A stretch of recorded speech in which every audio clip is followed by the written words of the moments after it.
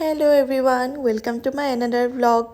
আজি আমি গৈছো ৰাখ চাবলৈ সয়া ইভিনিং হৈ গল আমি এতিয়া ধুনিয়াকৈ উলাই মিলি একেবাৰে ৰাখ চাবৰ কাৰণে উলাই গলো আমি মানে আমাৰ ঘৰত আহিছে আজি মোৰ মা আৰু পাপা সেইভাবে ভাবিলো মা আৰু পাপা হবে মা আৰু পাপাক আমাৰ ৰাখ দেখাই আহো যেহেতু আমাক অলপ ঘৰৰ কাষতে ৰাখ হৈ আছে সেইভাবে আমি সকলোৱে তালৈ উলালো আৰু এয়া চাওক কি ধুনিয়াকৈ সজাইছে গেটটো আৰু এয়া হৈছে ধুনিয়াকৈ ৰাখৰ পৰিবেশ যেহেতু আমি অলপ সোনকালে আহিলো সেইভাবে তাত ইমান মানুহ চানু নাই কিন্তু লাহে লাহে ইয়াতে মানুহ ভৰ্তি হৈ যাব আৰু আজি যেহেতু প্ৰথম দিন ৰাখৰ সেইভাবে মানুহ আৰু অকমান কম আছে আৰু প্ৰথম সময় এয়া দেখিবলৈ পাইছেনে ধুনিয়াকৈ ৰাধা আৰু কৃষ্ণক একেবাৰে পানীৰ মাজত বহাই থৈ দিছে ফাউন্টেইন এটাৰ লগতে আৰু এয়া ধুনিয়াকৈ কৃষ্ণা বৃন্দাবনত গৰু চৰাই আছে এয়া মোৰ পক্ষী ধুনিয়াকৈ আটাইবোৰ কাৰেণ্টত ধুনিয়াকৈ লগাই দিছে মই আপোনালোকক যিমান পাৰো ধুনিয়াকৈ দেখাবলৈ ট্ৰাই কৰিম আৰু এয়া দেখিছেনে কি বৰ হৰগৌৰী ৰূপ দেখিয়ে কিবা মনটো ভাল লাগে নহয়নে আৰু সঁচাকৈ ক'ব লাগিব দেই মূৰ্তিবোৰ যে ইমান ধুনিয়াকৈ বনাইছে আৰু সজাইছে নহয় আৰু এইফালে যে ব্লু স্ক্ৰিন টানা আছে ইয়াতে হয় মানুহৰ ৰাখ অলপ দেৰিকৈ আৰম্ভ হ'ব কিন্তু আমি যেহেতু সোনকালে আহিলো সেইভাবে আমি এতিয়া চাব নোৱাৰিম আৰু এইফালেও কিছুমান ধুনিয়া ধুনিয়া মূৰ্তি আছে সকলোবোৰে আছে এয়া কৃষ্ণই লগৰবোৰৰ লগত এয়া মাখন চুৰ কৰি থকা দৃশ্য এইবোৰো কাৰেণ্টত লগাই দিছে কি ধুনিয়াকৈ দেখিছেনে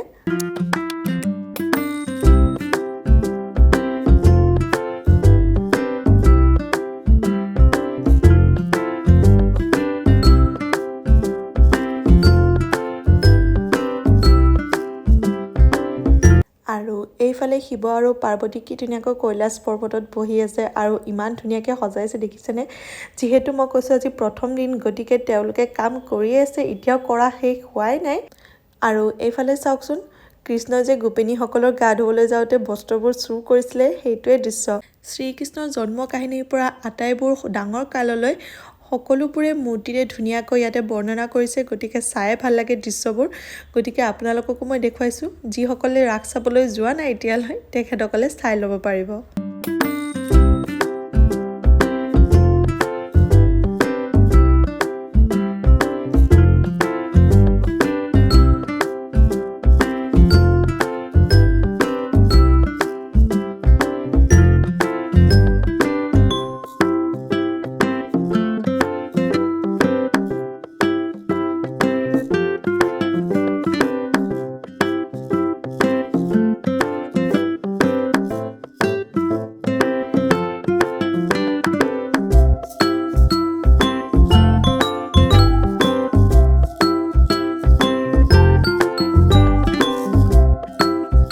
আৰু এইজনী হৈছো মই আৰু মোৰ পিছফালে মা আৰু পাপাও পুৰা চাই এনজয় কৰি আছে পুৰা ফটো চটো উঠাই আছে আৰু এইটো হৈছে আসল মন্দিৰটো য'ত আছে ৰাধা কৃষ্ণৰ ফটো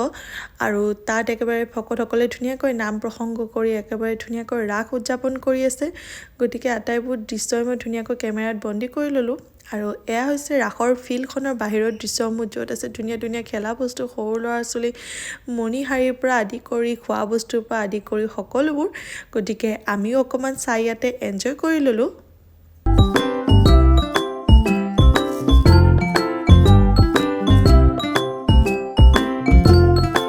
যেহেতু আমি তাতে সোনকালে গলো সেইভাবে তেনেকৈ মানুহ চানুও অহা নাই আৰু আমাৰ যেহেতু চাব লগা তাতে বিশেষ নাছিলে যিখিনি আছিলে সেইখিনি চালোৱে গতিকে তাৰ পৰা আমি উলাই ভাবিলো অলপ বেলেগ ফালে ৰাখ চাই আহো গতিকে এয়া আহি পালো আমি শুৱালকুছিলৈ এইবাৰ শুৱালকুছিত মই প্ৰথমবাৰ ৰাখ চাবলৈ আহিছো আৰু এয়া দেখিছেনে ইয়াৰে গেটটো যে ইমান ধুনিয়াকৈ সজাইছে নহয় একেবাৰে ৰাধা আৰু কৃষ্ণ ইমান ডাঙৰ মূৰ্তি এটা সজাইছে আৰু মানুহ চানুবিলাকে তাতে খুব ফটো উঠি গতিকে আমিও অকমান ওচৰলৈ গৈ ধুনিয়াকৈ চাই আহিলো কিন্তু আমি ভাবিলো যেহেতু এটা মানুহ ভৰ্তি হৈ আছে অকমান দেৰিকৈ ফটো উঠিম তাৰে আগতে আমি ভিতৰৰ পৰা আহিলো আৰু এয়া দেখিছেনে ধুনিয়াকৈ ভিতৰৰ গেটবোৰ বনাইছে এইটো হৈছে লেফট সাইডে এন্ট্ৰি আৰু ৰাইট সাইডে হেফালে আছে এক্সিট পইণ্ট আৰু এয়া ভিতৰত সোমাই আৰু এখন গেট আছে ভিতৰ ইয়াতেও পুৰা মূৰ্তি চুৰ্তি ধুনিয়াকৈ লাইট টাইট দি সজাইছে সেইভাবে ইয়াতেও মানুহবিলাকে ধুনিয়াকৈ ফটো চটো উঠি আছে গতিকে আমিও ইয়াতে অকমান সময় চাই মেলি একেবাৰে ভিতৰত গলো আৰু আপোনালোকে বাৰু ৰাখ চাবলৈ গ'ল নাই মোক কমেন্টত জনাবচোন আৰু কোনে কোনে ক'ত ক'ত ৰাখ চালে হেতু ক'ব বাৰু কিন্তু মোৰ নলবাৰী বা হাউলিলৈ যাবলৈ খুবেই মন আছিলে, কিন্তু তাত যিহেতু বহুতেই মানুহ হ'ব, ল'ৰাক লৈতো ইমান দূৰলৈ যোৱা আৰু ইমান মানুহৰ মাজত লৈ যোৱা সম্ভৱ নহয়, সেইবাবে একেবাৰে মনটো সামৰি ল'লোঁ। আৰু এইফালে আমি আকৌ এখন গেট ক্ৰছ কৰি লেফ্ট ছাইডে সোমালোঁ। ইয়াতেও একেবোৰ মূৰ্তি আছে, কিন্তু অলপমান বেলেগ ধৰণে সজাইছে। আৰু এয়া সোমাই ইয়াতে প্ৰথমতে জগন্নাথৰ মূৰ্তি আছে। সকলোবোৰ মানুহে ইয়াতে যোনে যোনে চাবলৈ আহিছে তাতে সেৱা চেৱা কৰি লৈছে। আৰু এইফালে এতিয়া শ্ৰীকৃষ্ণৰ কাহিনী আৰম্ভ হৈ গ'ল। ইয়াতেও ধুনীয়াকৈ মূৰ্তিৰে সকলোবোৰ কাহিনীয়ে ধুনীয়াকৈ বৰ্ণনা কৰিছে। আৰু ফিল্ডখন যিহেতু খুবেই ডাঙৰ, ইয়াতে আৰু কেইটামান বেছিকৈ মূৰ্তি ৰাখিছে, ইয়াত আৰু কিছুমান ধুনীয়াকৈ বৰ্ণনা কৰিছে। গতিকে মই আপোনালোকক সকলোবোৰ দেখুৱাই দিছোঁ, আপোনালোকে ধুনীয়াকৈ চাই লওক।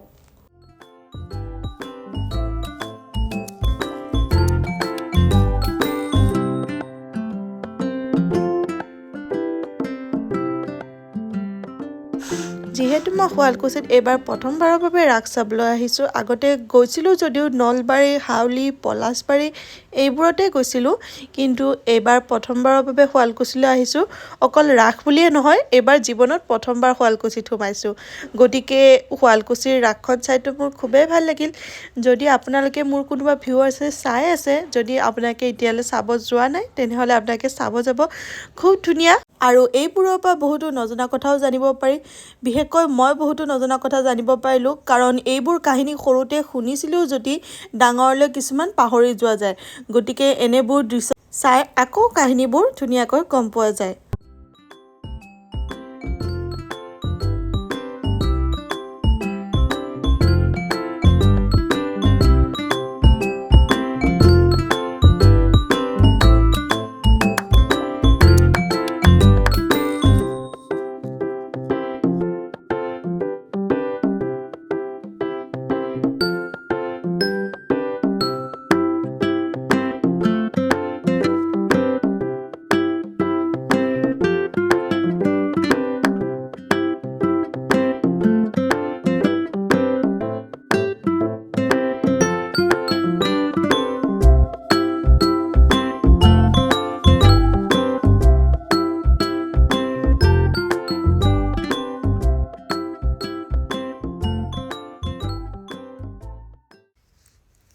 আৰু এইফালে আছে শ্ৰীকৃষ্ণৰ কংসবধ।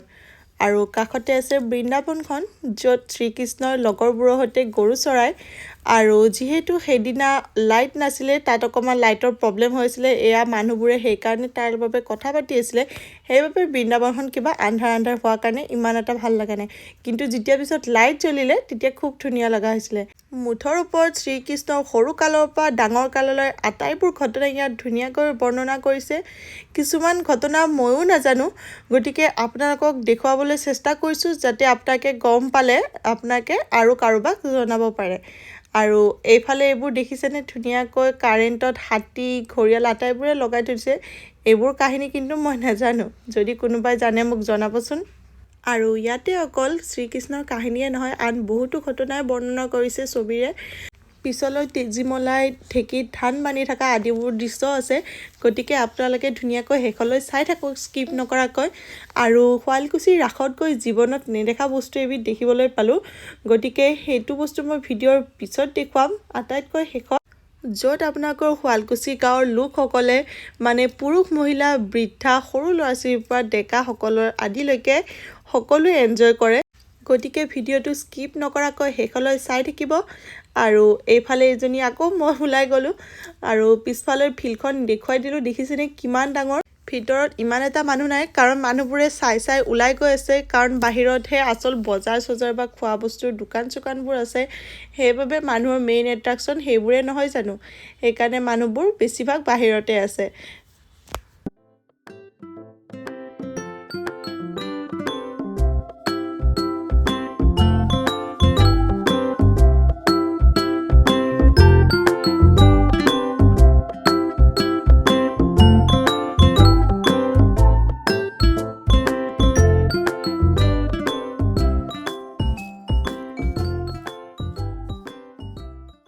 আৰু এইফালে চাওক মহাভাৰতৰ দৃশ্য, দ্ৰৌপদী পঞ্চপাণ্ডৱৰ সৈতে।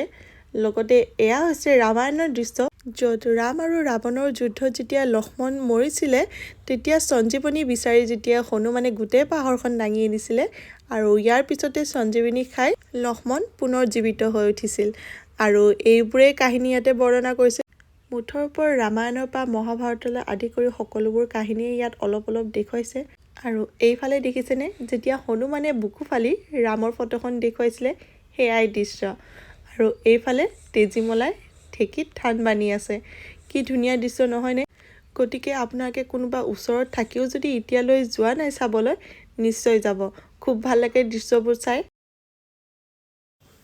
আৰু এইফালে এতিয়া মূৰ্তিবোৰ চোৱা শেষ হৈ গ'ল আৰু দেখিব পাৰিছেনে ফিল্ডখন কিমান ডাঙৰ সেইবাবে চাওঁতে খুব সময় লাগিল আৰু আপোনালোককো যিমান পাৰোঁ মই দেখুৱাই দিছোঁ এইফালে যিমানে দেৰি হৈ আছে সিমানে মানুহ পূৰা ভৰ্তি হৈ গৈছে এইফালে মানুহ ভৰ্তি হোৱাৰ বাবে আমি অকণমান চাই মেলি বাহিৰলৈ ওলাই আহিলোঁ আৰু সৌ মূৰ্তিটোৰ কাষতে ধুনীয়াকৈ ফটো চটো উঠি এতিয়া বাহিৰতে ৰখি আছোঁ অকণমান সময় আৰু আপোনালোকক ধুনীয়াকৈ দেখুৱাই দিছোঁ গেটটো দেখিবলৈ ইমান ধুনীয়া হৈছে ইমান ধুনীয়াকৈ সজাইছে তেওঁলোকে আৰু এয়া হৈছে ৰাসৰ ফিল্ডখনৰ বাহিৰৰ দৃশ্য য'ত আপোনালোকক খোৱা বস্তুৰে একেবাৰে মানুহৰে ভৰ্তি হৈ আছে গোটেই ফিল্ডখন আৰু মই দেখা মতে ইয়াতে বেছিভাগ আপোনালোকে ফুচকাই পাই যাব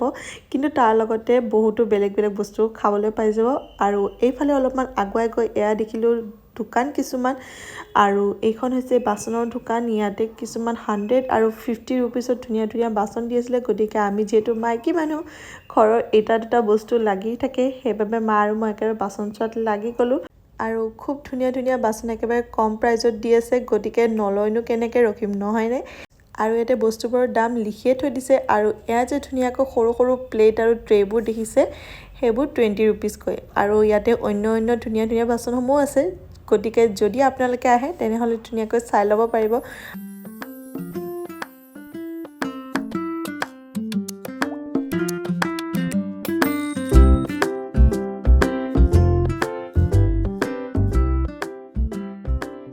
আৰু এয়া অকণমান আগলৈ গৈ আৰু এয়া সৰু ল'ৰা ছোৱালীৰ খেলা বস্তুৰ দোকান দেখিবলৈ পালোঁ গতিকে ল'ৰাৰ কাৰণে ইয়াৰ পৰা ধুনীয়া ধুনীয়া কেইটামান খেলা বস্তু তাৰ কাৰণে লৈ ল'লোঁ এনেতো এই দোকানবোৰত আহি যদি বস্তু নলওঁ কিবা মনটোৱে ভাল নালাগে নহয়নে আৰু তাতে ৰাস চাবলৈ অহা কথা আৰু এয়া দেখিছে ধুনীয়া ধুনীয়াকৈ কাৰ্পেট হয় এইবিলাক আৰু এয়া অকণমান আগলৈ গৈ এয়া জীৱনত কিছুমান নেদেখা বস্তু দেখিব পালোঁ এয়া যে ইমান মানুহৰ ভিৰ দেখিছে এয়া কি হয় জানে নাই এয়া হৈছে জুৱা খেল মানে ইয়াতে মানুহৰ ঘৰ মাটি বিক্ৰী কৰিব লগা জুৱা খেল নহয় দেই এয়া কিছুমান ফুৰ্তিৰ কাৰণে কৰা খেল য'ত আপোনালোকে 10 টকাকৈ টিকেট কাটি ইয়াতে আপোনালোকে কণী মিঠাতেল চাউল আদি সৰু সৰু বস্তু কিছুমান পায় গতিকে গাঁৱৰ মানুহ এইখিনি সময়তে অকণমান এনজয় কৰে আৰু দুটামান টকাও ইনকাম কৰে ময়ো অৱশ্যে দুটামান টিকেট কাটিলোঁ কিন্তু নাপালোঁ ভাগ্যত একো আৰু আজিৰ ভিডিঅ'টো হৈছে এইখিনিয়ে আৰু যদি মোৰ ভিডিঅ'বোৰ ভাল লাগে চাই তেনেহ'লে যোনে যোনে চেনেলটো ছাবস্ক্ৰাইব কৰা নাই ছাবস্ক্ৰাইব কৰি দিব